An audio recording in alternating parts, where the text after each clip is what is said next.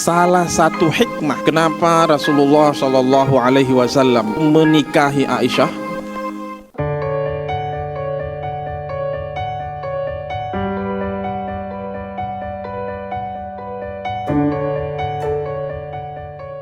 Assalamualaikum warahmatullahi wabarakatuh. Alhamdulillahil wahidil ahad, al-fardus samad, alladzi lam yalid wa lam yulad. Wa asyhadu an la ilaha illallah, asyhadu anna Muhammadan abduhu wa rasuluh. Allahumma salli wa sallim ala sayyidina Muhammad wa ala alihi wa ashabihi al-athhar. Subhanaka la ilma lana illa ma 'allamtana innaka antal alimul hakim. Rabbi syrah li sadri wa yassir li amri wahlul 'uqdatam min lisani yafqahu qawli, amma ba'd. Alhamdulillah, pada siang hari ini tanggal berapa Pak Mul? 20? Ya. 2 Februari 2021 bertepatan dengan 20 Jumadal Akhirah. Ini sering keliru karena di Indonesia biasa disebut dengan Jumadi. Padahal dalam bahasa Arab yang benar adalah Jumada, musim kering. Setelah sebelumnya musim semi, Rabi'ul Awwal itu musim semi. Kemudian Rabi'ul Akhir itu di akhir dari musim semi, di mana daun-daun sudah mulai berguguran. Kemudian masuk ke Jumadal Ula, itu musim kering. Di dalam bahasa Arab, Jumada itu kering, bukan Jumadi. Kalau Jumadi di Indonesia biasanya disebut dengan nama orang, itu orangnya. Jadi kalau ada orang yang sangat susah untuk senyum, cemberut, nah itu Jumadi. Dalam bahasa Arab, kering dia. Tanpa terasa berarti kita sudah tinggal 69 hari lagi kurang lebih memasuki bulan suci Ramadan. Rasa-rasanya baru kemarin kita melaksanakan puasa Ramadan dalam situasi pandemi. Mudah-mudahan nanti Ramadan tahun ini pandemi sudah hilang, khususnya di negeri kita, sehingga kita bisa melaksanakan ibadah puasa dengan baik. Baik Bapak Ibu, jamaah Masjid Istiqlal yang hadir di Masjid Istiqlal maupun yang mengikuti kajian kitab Riyadhus Shalihin ini melalui channel YouTube Masjid Istiqlal. Pada pertemuan yang lalu kita sudah mulai membahas hadis yang ketiga, yaitu hadis yang juga diriwayatkan oleh Aisyah binti Abi Bakar Ummul Mukminin radhiyallahu anha. Nah, hari ini kita usahakan agar hadis ketiga ini bisa tuntas kita bahas. Karena seperti yang saya katakan, bahwasanya kajian kitab Riyadhus Shalihin yang kita adakan di Masjid Istiqlal ini, metode yang kita pakai adalah metode tahlili. Jadi tidak hanya sekedar membaca hadis lalu mengartikannya, kemudian menggarisbawahi poin-poin yang ada di hadis tersebut. Tidak seperti itu, tetapi kita bahas dari segi bahasa, kemudian rawi dan sanadnya pun kita uraikan, kita perkenalkan, kita kaji, lalu kemudian pesan yang terkandung dalam hadis itu kita berusaha untuk mengungkapkannya. Jadi tidak hanya kajian hadis kitab Riyadhus Shalihin ini tidak hanya membaca hadis lalu menerjemahkannya, kemudian kita tidak bisa tangkap maksud daripada hadis tersebut. Baik, saya bacakan hadis yang ketiga, masih dalam bab yang pertama, bab Al-Ikhlas. Wa an Aisyah radhiyallahu anha qalat, qala an-nabiy sallallahu alaihi wasallam, la hijrata ba'dal fathi walakin jihadun wa niyyah wa idza stunfirtum famfiru, muttafaqun alaih. Jadi hadis ini, hadis yang ketiga ini diambil dari kitab hadis Sahih Bukhari dan Sahih Muslim. Wa an Aisyah radhiyallahu anha. Hadis ini masih diriwayatkan oleh Ummul Mukminin Aisyah binti Abi Bakar, seperti pada hadis yang kedua. Kita sudah membahas, menjelaskan profil Ummul Mukminin Aisyah radhiyallahu anha. Bahkan kita juga sudah membahas pada pertemuan yang lalu. Silahkan kalau ingin mengetahui lebih dalam tentang Aisyah ini pada pertemuan kita sebelumnya. Yang jelas beliau akan menjadi sumber bagi ulama-ulama yang akan membahas tentang kehidupan Rasulullah SAW, terutamanya dalam masalah rumah tangga. Karena seandainya kita ini ditakdirkan hidup di zaman Rasulullah dan menjadi sahabat Rasulullah, kita paling hanya bisa menyaksikan perilaku Rasulullah SAW, perbuatannya, ucapannya itu di luar rumahnya. Karena kita tidak bisa masuk ke dalam rumahnya, menyaksikan Rasulullah bagaimana bergaul dengan istri-istrinya, dengan anak-anaknya. Nah, siapa yang bisa menjelaskan bagaimana Rasulullah SAW di tengah-tengah keluarganya?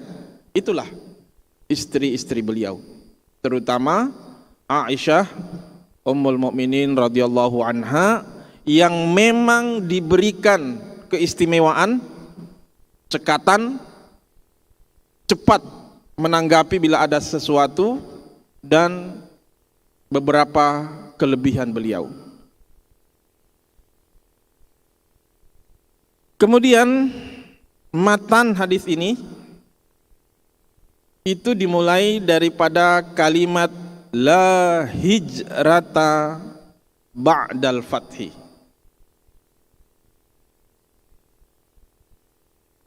Tidak ada hijrah lagi setelah fathi. Maksudnya di sini al-fath yaitu penaklukan kota suci Makkah, Fathu Makkah. Di dalam surah Al-Quran, surah Al-Fatah sudah dijelaskan Fatham Mubina, ya. Dijelaskan bagaimana penaklukan kota suci Makkah itu. Jadi walaupun di sini tidak disebutkan Makkahnya, tetapi yang dimaksud adalah Fathu Makkah. Jadi tidak ada lagi hijrah setelah Fatah, setelah penaklukan kota suci Makkah. Walakin jihadun waniyah. Yang ada adalah jihad dan niat. Wa idzastumfirtum fanfiru.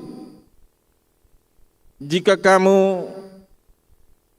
kalian diperintahkan untuk berangkat berjihad, maka segeralah berangkat.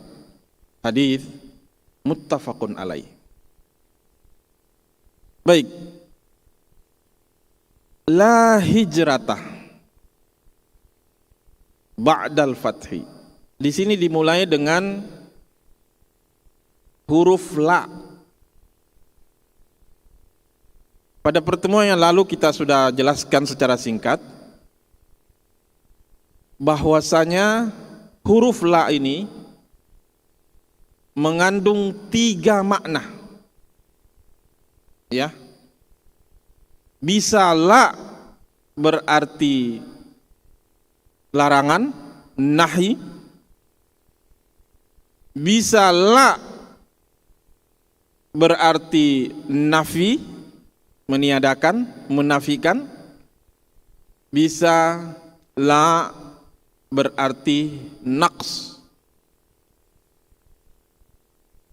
mengurangi.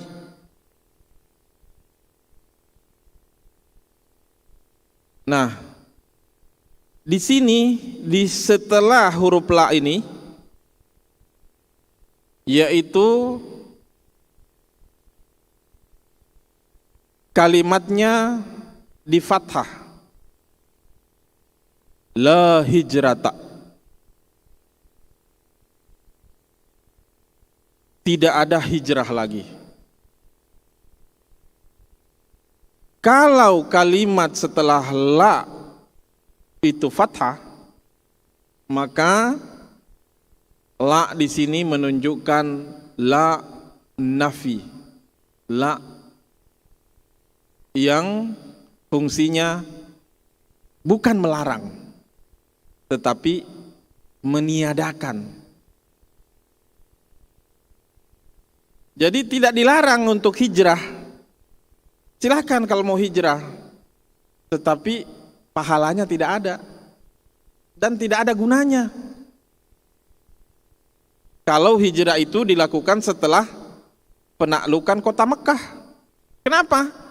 Karena kota suci Mekah sudah menjadi Darul Islam. Kafir Quraisy sudah keluar, yang tinggal semua menjadi umat Islam. Di Ka'bah, patung-patung yang jumlahnya ratusan bahkan ribuan sudah disingkirkan. Sudah menjadi masjid tempat sujud. Bahkan pahala sholat di Masjidil Haram, di Ka'bah, itu 100.000 satu kali sholat. Jadi tidak ada lagi gunanya hijrah. Karena Makkah itu sudah menjadi Darul Islam. Nah ini dari segi bahasa, la, kemudian setelah la ini hurufnya di fathah, hijrata, la hijrata, tidak ada lagi hijrah, maka la di sini menunjukkan la an-nafi. Kalau la an-nahi itu larangan, beda. Seperti la taktub, huruf setelah la ini sukun, maka itu menunjukkan la larangan, nahi. La tas'al, jangan bertanya. La tusafir, jangan pergi, jangan bepergian. La tanam, jangan tidur. Ya. La tai'as. Apa itu? Jangan berputus asa. Itu menunjukkan la an-nahyi. Kalau la nafi ini huruf setelah la ini dipatah, seperti la sholata liman lam yaqra bi Fatihatil Kitab. Jadi la di situ menunjukkan la nafi, tidak dilarang, tetapi nafi, berkurang. Kalau berkurang pahalanya berarti hukumnya bisa makruh. Kemudian la yang ketiga adalah la naqs.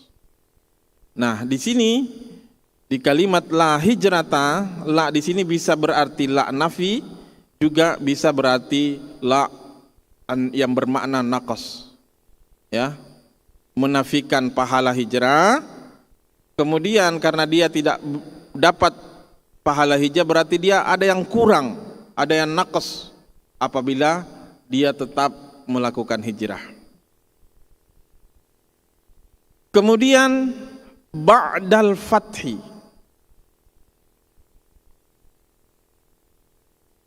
al-fath di sini menggunakan alif lam. Yang dimaksud adalah fathi Makkah. Jelas. Jadi alif lam itu bisa menunjukkan dua hal.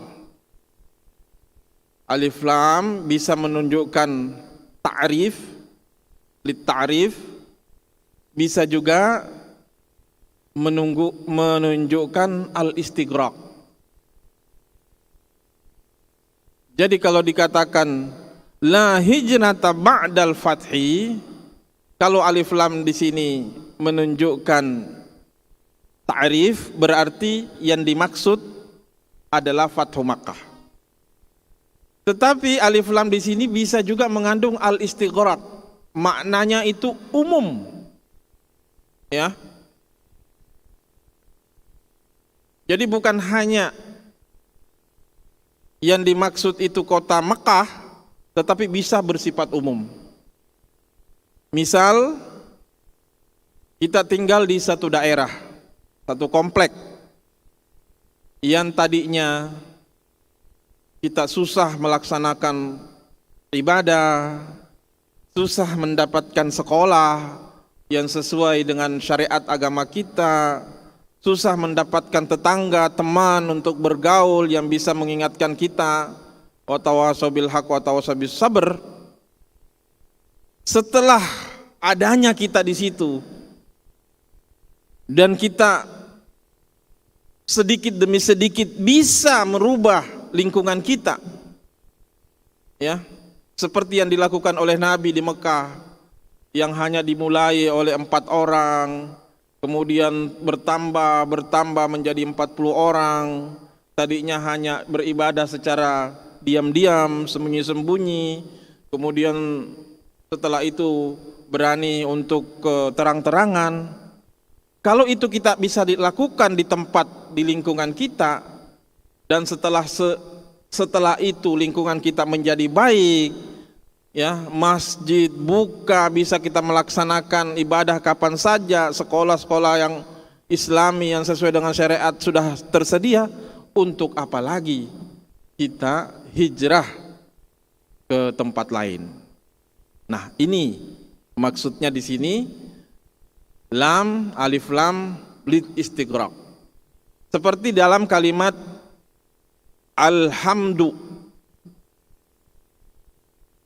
Alhamdulillahi Rabbil Alamin. Al